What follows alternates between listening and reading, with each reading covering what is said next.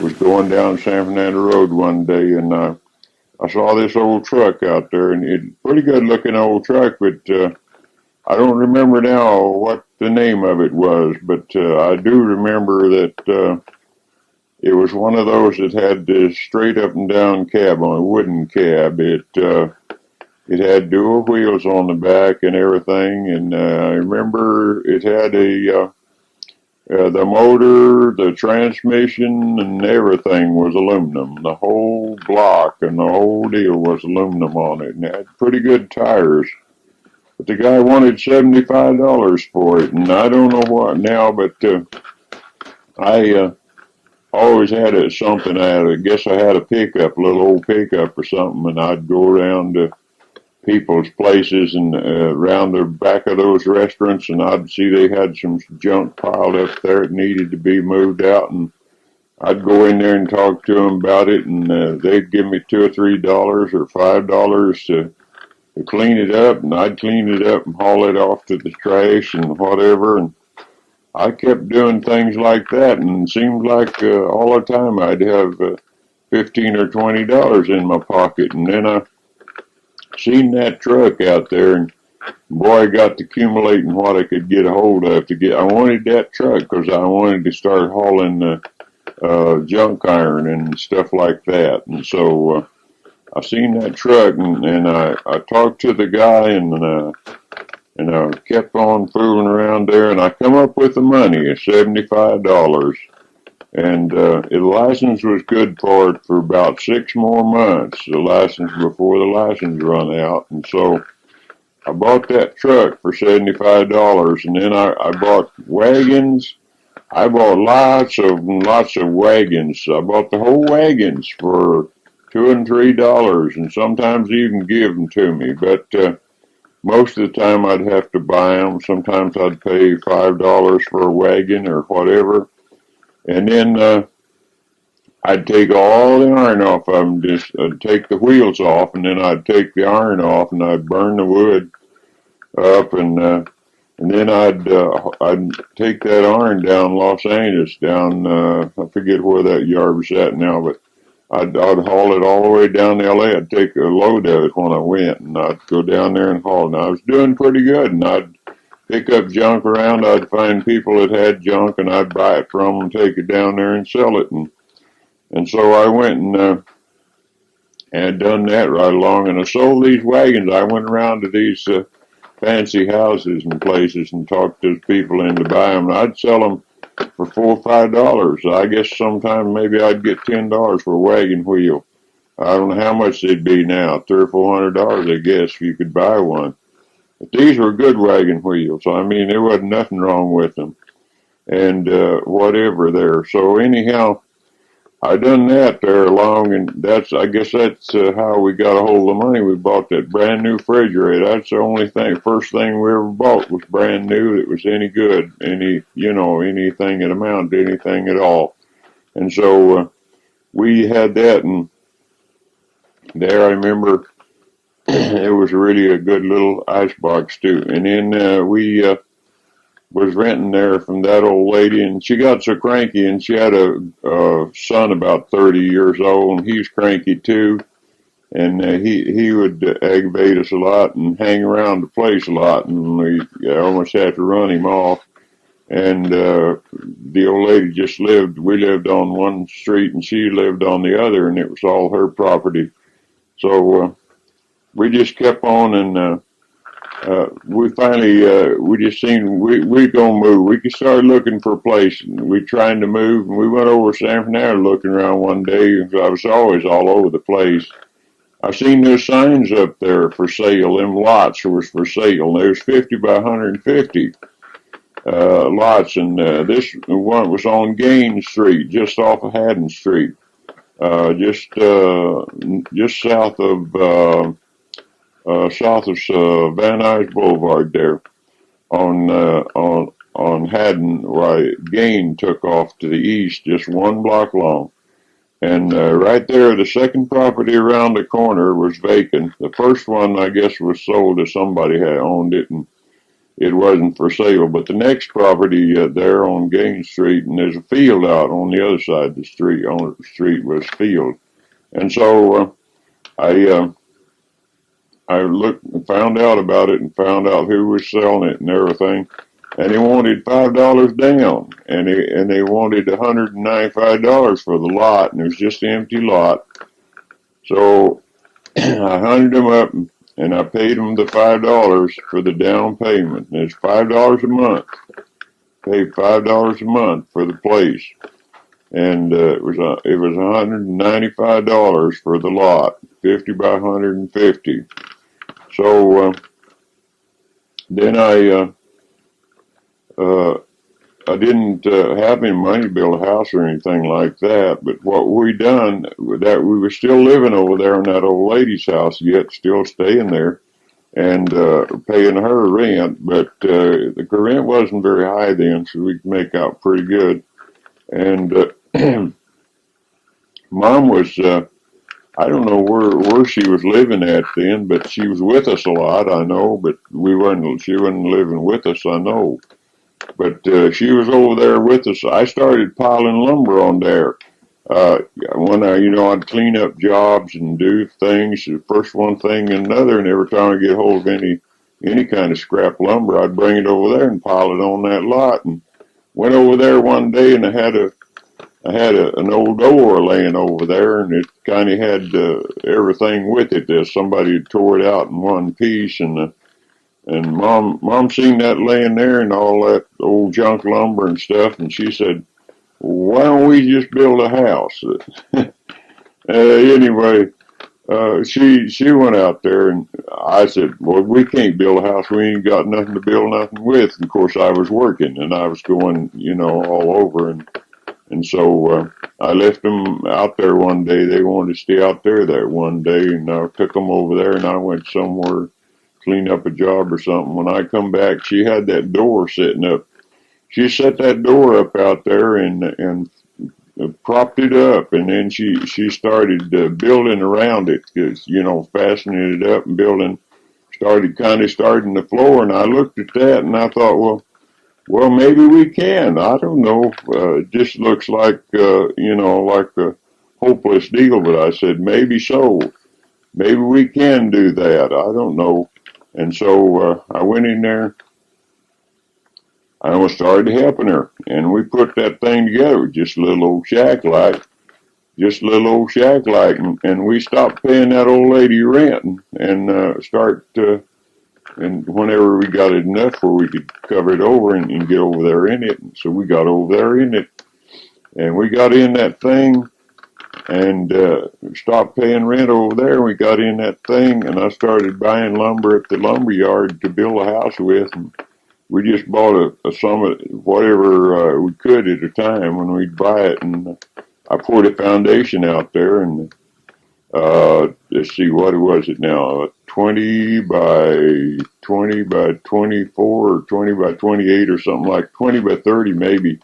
I poured a foundation there with concrete, and then I started buying just whatever I could buy, and I started building on it, and we lived in that little old shack there. And before I got the house built, Daisy was born.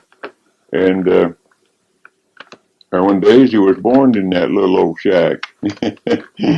And so we built it there, and when I got up to the top of it, I guess it was 24 by 12, 20 by 24, or 18 by 24, something like that. Because when I got up to the top, I know I put long beams on there. I put 28-foot beams on 2 by 8s, 2 by 12s, or 2 by 10s, I guess, whatever they were. Now I don't remember. There was heavy, big, wide timbers. I put them on there and let them stick out 2 feet in the back and 4 feet in front. I was going to put I wasn't going to make a roof. I was going to make an upstairs to it because it's a narrow lot, see. And I was going to put an upstairs on there so we could have sleeping upstairs, and then we'd have room for a living room and a kitchen downstairs. And I know we had a kitchen on the front, and Well, we never did get around to the stairs. We kept building on it and building on it there, and finally I roofed and covered it over solid with 2 by what it was 2 by 6 tongue and groove. I covered the top of it with, and then we was going to build up there. So what I did was I went and well, we had goats again. We nearly always had goats on account of Johnny to start with, and we never worried much about it anymore. Everywhere we was at nearly we had a goat. So we had a bunch of goats out there, and then there was a bunch of empty lots. Nobody bought a lot around us, and there, so we had them empty lots, and we'd graze them goats out there, and we didn't have to feed them or anything, and milk them and whatever. So we was doing pretty good, and well, we bought a cow though before we come there. We already had one cow, and she was a big old Guernsey cow, and we had her, and we grazed her out there, but we'd stake her out, and so them goats, you couldn't do nothing with them there, and I don't know how many we had now, not very many, but anyway, 3 or 4. So we put up a little wire around there about a foot high all the way around there, and put a electric deal to it. We took an old coil and had a battery and whatever, and we took that old coil and fixed it. And the kids would one of them, they'd take turns watching the goats, and if one got up close to the wire there where they'd touch it or something, why they would hook that wire together there, and when they hooked that wire or flipped the switch, whichever it was, and it would shock them, so they'd stay away from it. We had this one old goat, that old crazy goat. She would jump right over it. She'd hop over it. She knew it was hot. She'd jump it. So I put a chain on her neck one day. I put a chain around her neck and just fastened it back too, and then let drag, and she jumped that wire. She jumped the wire, but the chain caught the wire, and then it knocked her down and rolled her around a while, and she bawled out there, and that was a lot of fun for everybody. But we didn't have more trouble with her. We didn't have to put nothing on her or whatever. She never got close to that fence ever again.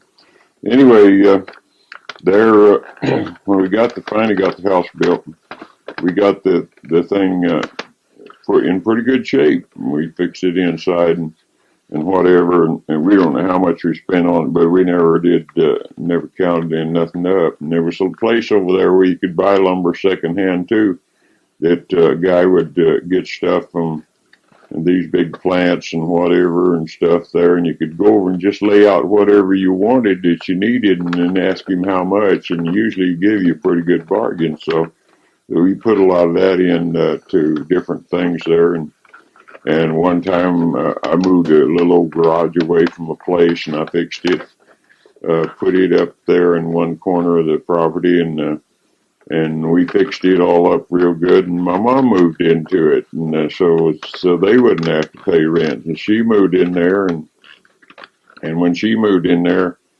then my stepfather got a job up there in Orange Grove.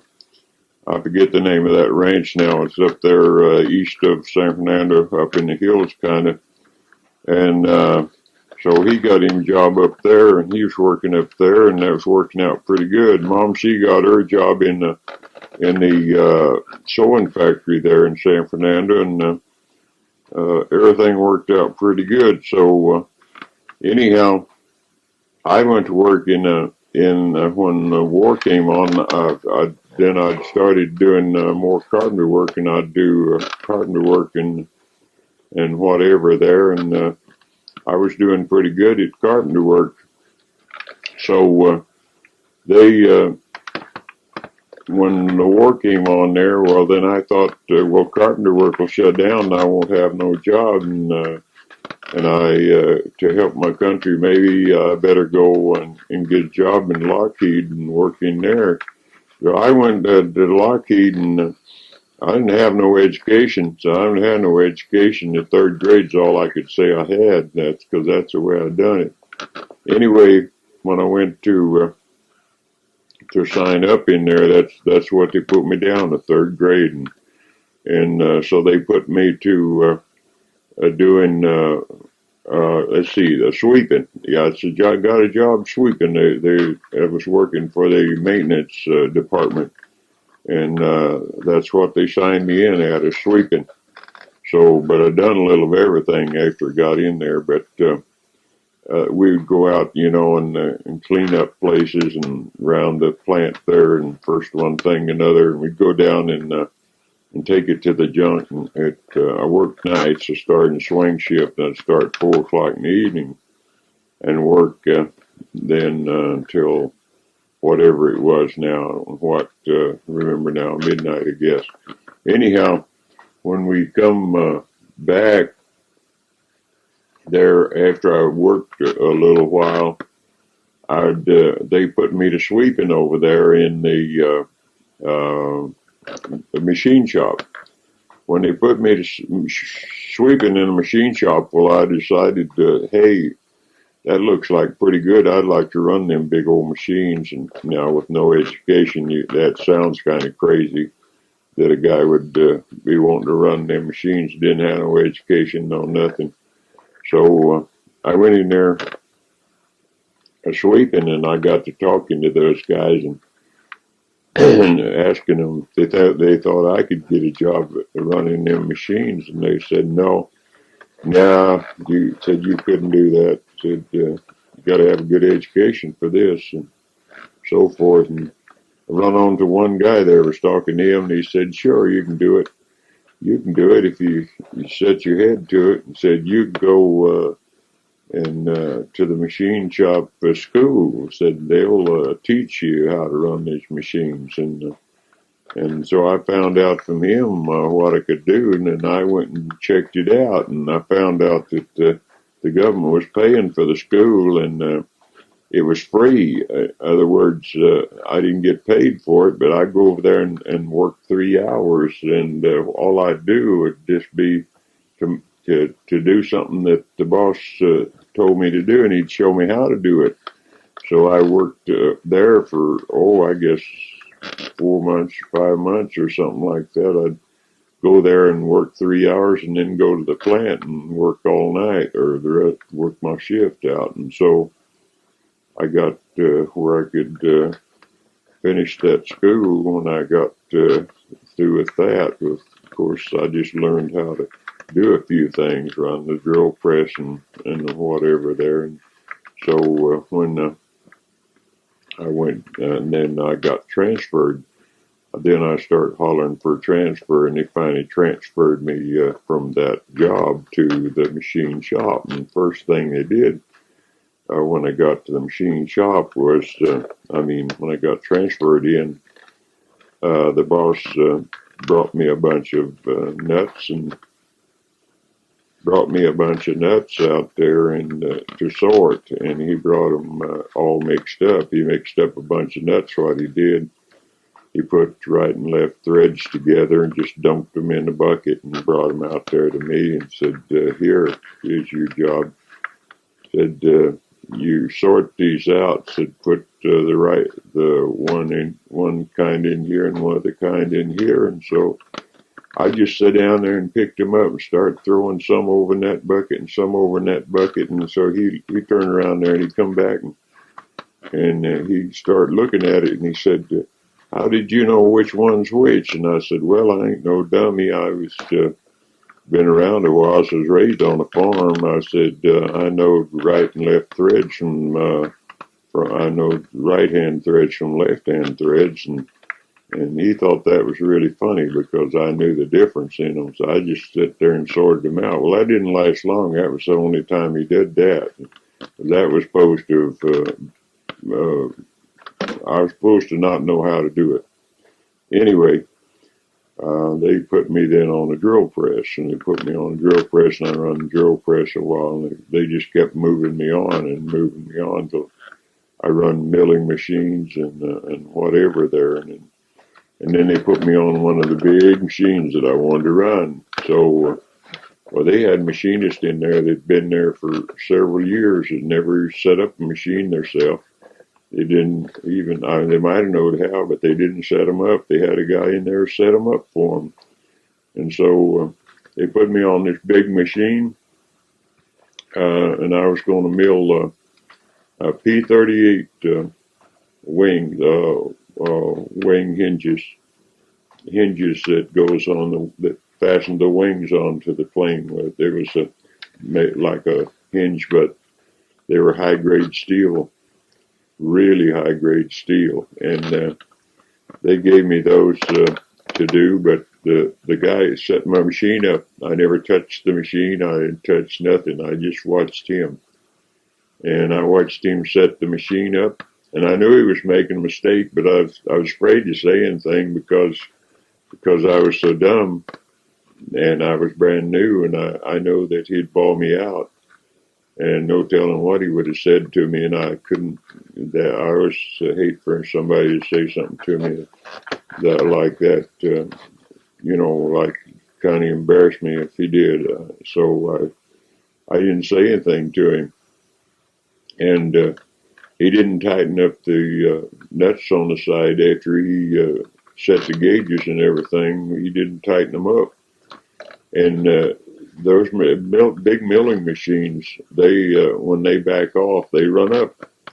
When you turn one of them things on, they run up there at a pretty good speed. In other words, they're crawling up there in a hurry to go to milling the part. But when they get within a 1/16 of an inch or an 1/8 of an inch or something, they stop there and then they start into another gear. Then the way you set those gauges on the side there, that's what trips the thing and makes it change the gears and everything. Now they're all computers, but he didn't tighten those up, and when it hit that, the gauges slid, and when the gauges slid, the machine just kept running. It run right on into the parts and damaged, probably done several $1,000s worth of damage to that big machine. Because bend the arbors and messed up probably $1,000 worth of cutters and whatever. But wasn't my fault. There was nothing said to me. Only I could have avoided it, but I didn't. I never told them I could have. I didn't tell them I knew it, but I just went on about my business. And so I worked there for quite a little while, and they had me running just about everything around there, and then they came around and wanted to know if I wanted to go to school to take some special tooling, for tooling, make tool and die to make all these jigs and stuff that they use on there to mill those parts in. And I told him, well, if I could, I would. And the guy said, well, they'll pay you your wages and also send you to school for that, and you'll take a course in it. And he said they're going to pick, I think he said 8 or 10 or something like that, people for those special jobs out of the Lockheed plant. And he said they've chose you for one of them, and if you want to do it, well, you can. So I took it, and we went to that school, and of course my education, it kept me in the background pretty well, but I come out on top, and then they sent me to another plant that was closer to home, actually a little way closer, and I started doing tool and die, and we worked to 5,000 tolerance, and 5,000 tolerance is pretty close doings, I'll tell you.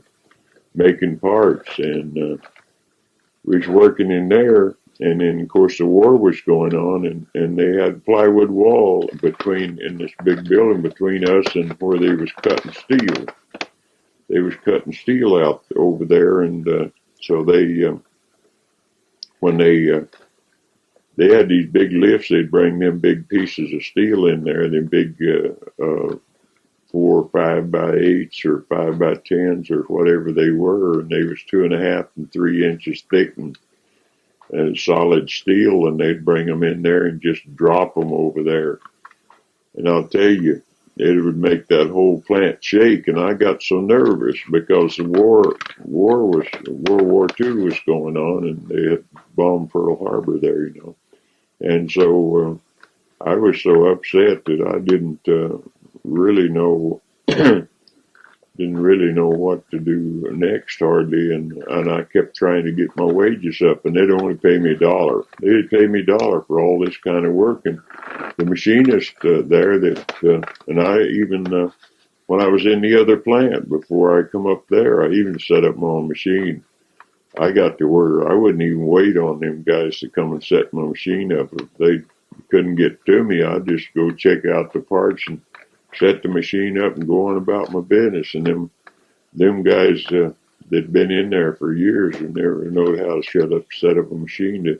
All they'd do is stand there and take the parts in and out. So I was doing pretty good with it. And so I was working there, and I just kept on trying to get my boss, and I even made a lot of suggestions to make changes and stuff, and they worked out. But I was supposed to got paid for it. I never did get paid for none of them, but they didn't even. Every time I was supposed to get wages, higher wages, they said, "Oh, we can't do that since you only got a third grade education. We can't raise your wages." But I was doing the work anyhow, but they wouldn't raise my wages, so. I said, well, I'll tell you what I'm going to do. If I don't get a raise by the end of the week, I'm going to quit. He said, you can't do that. The Army will draft you. That you can't quit. And I said, well, I'll show you. And so when the end of the week come, my wages wasn't up any, so I just quit. When I quit, and about 2 or 3 days later, I got the deal from the Army. They were to draft me, and so I had to go take my Army test, and I went down to take my test, and I didn't pass it. They scratched me for everything on there. They said it had a spinal injury. They said it might just, said you might just kick the bucket any minute there. Said your spine just might quit on you. That made me sick. I was sick for several days. Well, a couple of weeks, I guess. I just couldn't hardly make it. That is shock, I guess. It's kind of a shock. Telling that you might die any minute. So I went on back there, and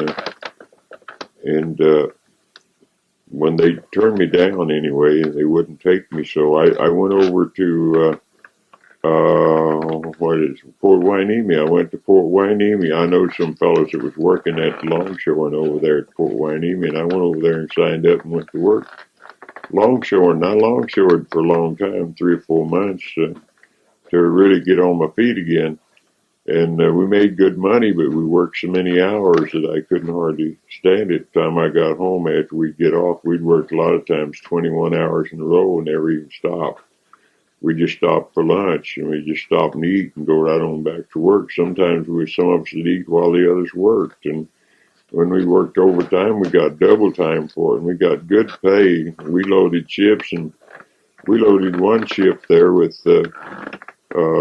pontoons. We put loaded pontoons in on top of big shells and whatever there. And they told us that there was enough TNT on that ship to blow Port Hueneme off of the map. And so, and we went out on the ship there that one time, and one evening, and the winch driver that pulled the stuff up off of the dock and put it over into the boat was drinking. He had been drinking that day, and he got on there and he put that thing up there, and he was bringing them big pontoons in, and he brought that thing in there and whipped it so fast it come unhooked up there and dropped all the way in that hole about 30 feet, dropped about 30 feet, and the floor was about 4 or 5 inches thick below us, and there was a solid row, just like eggs in a crate of shells. They was about 5 feet long, and they were 16 inches in diameter, and that thing, that pontoon come down through there kind of on the corner, broke through one of those boards, and it just went down against that shell, and everybody just broke out in a sweat. Well, anyway, they got that straightened out. They got him off that night and put somebody else on there. And so, but we went along a lot of times, and we'd be carrying dynamite caps and somebody would stumble or something like that, and somebody else would grab them to keep them from falling with it. And we'd always carry one box of caps apiece there, and we'd be following each other. And somebody would have fell and dropped one of them, and it made it blow the whole ship up.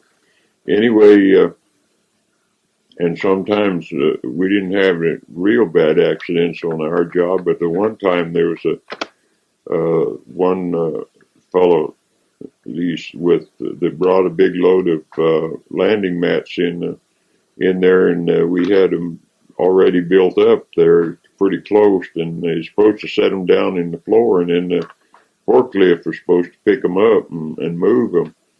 And the guy, instead of setting them down, for some reason they swung, and we seen that they was going to swing, and everybody run, and this one guy didn't quite make it over, and he broke his leg. It swung against the other landing mats just as he just made the jump and didn't get that one leg up, and that swung over and hit the other stack that was there and broke his leg and took him in. Well, that was kind of scary too, but then they took him away. But they had lots of accidents in daytime. We'd go sometimes in the whole post, the telephone poles they had up that the cables run on, and everything would be split off and whatever that they done through the daytime shift. And so one time they didn't have a winch driver for our ship, and it was a brand new ship.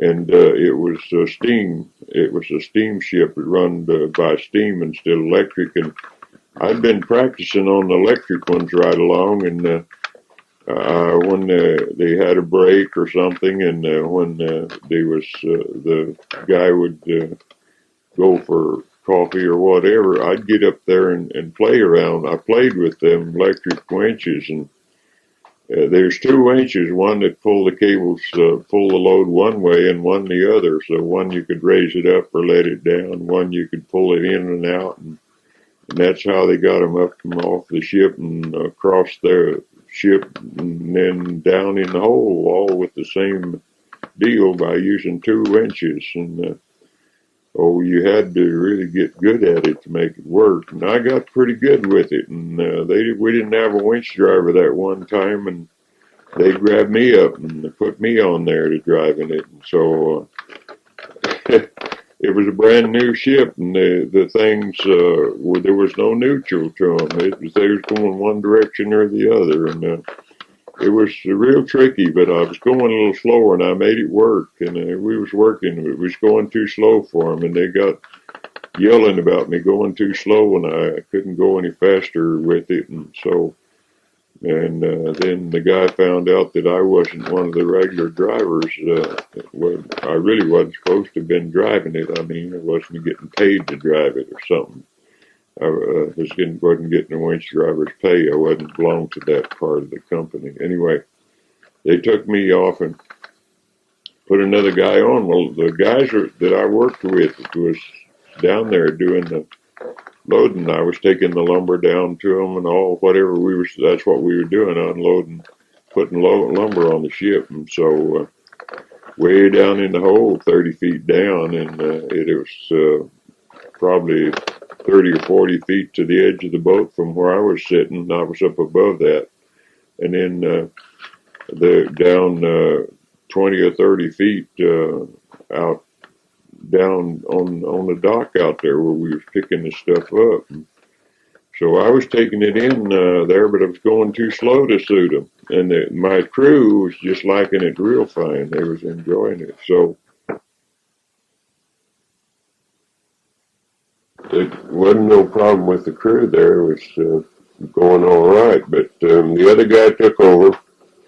He started driving, and of course he knew they was yelling to go faster, and he went faster. He brought in 2 or 3 loads. He done pretty good. We were unloading lumber is what we were doing. So he's bringing in this big load of lumber, about more than you'd haul on a truck. Was bringing that in at each time, and of course out from on the dock there, it's quite a long drag straight up, and then they come across the ship And with these two winches, that's how you did it. You bring it straight up with the winch on your left-hand side.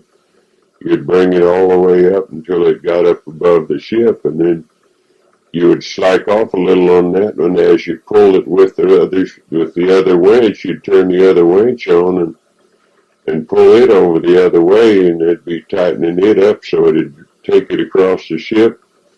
And then they got up over the hole, then you'd start slacking off with that one, and it would let it straight down in the hole. And so he'd come across there, and he spilled a load of lumber there. After a while, he spilled a load of lumber, and boy, everybody was running.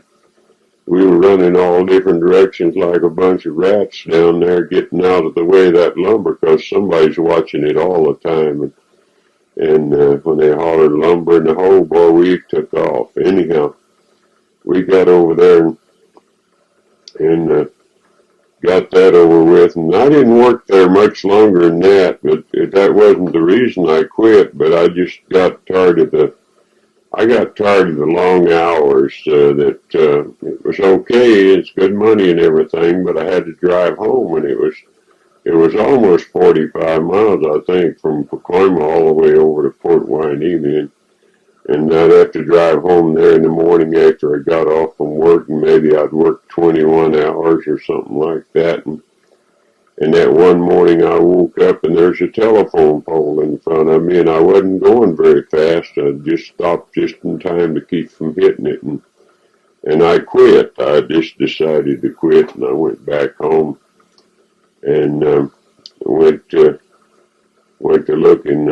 around there a little bit. And right after that, we decided to sell our place and move up to Tulare, up here to Tulare, and I just thought I was acquainted with somebody through the church that lived up here in Tulare, and I come up here and visited him one time, and I wanted to get some information and whatever, and I come up and it was so nice and clean and pretty and whatever up here that I just come on up and looked around and everything, and then I decided, went back home, and I don't remember if my wife was in on it or not. It might have been all my idea, but I'm glad it was.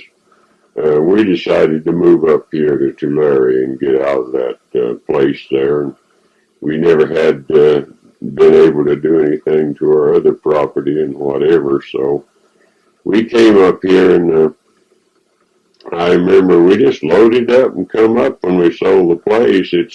It sold pretty quick when we put it up for sale, and I don't remember now what we got for it. Let me see, $16,000. We sold it for $16,000, and boy, that was quite a bit of money then. If we'd have took good care of that $16,000, and I guess it's all my fault because I don't remember where it went. Anyway, if we'd took care of it, it'd been quite a bit. But anyhow, we sold it for $16,000, and we didn't owe nothing on it. And so I guess we had a little loan with some finance company, but we paid that off. It didn't amount to too much. We didn't owe a lot of it on it, and we never did borrow much at one time. So we come up there, got in that truck, and I'd come up here what I'd done and made a deal for a truck, and that's where part of the money went, I'll guarantee you. Maybe most of it. Anyway, I can't remember all of that part, what about where the money went. Anyhow, I come up here and dealt for a truck while when we sold it, as soon as we sold the place, and then we had a length of time to get out of it, and so I come up here and got a hold of a truck, and I think what I did, maybe I just borrowed the truck at the time and bought it later, but I think that's what I done. I think I borrowed a truck up here from somebody and came up here.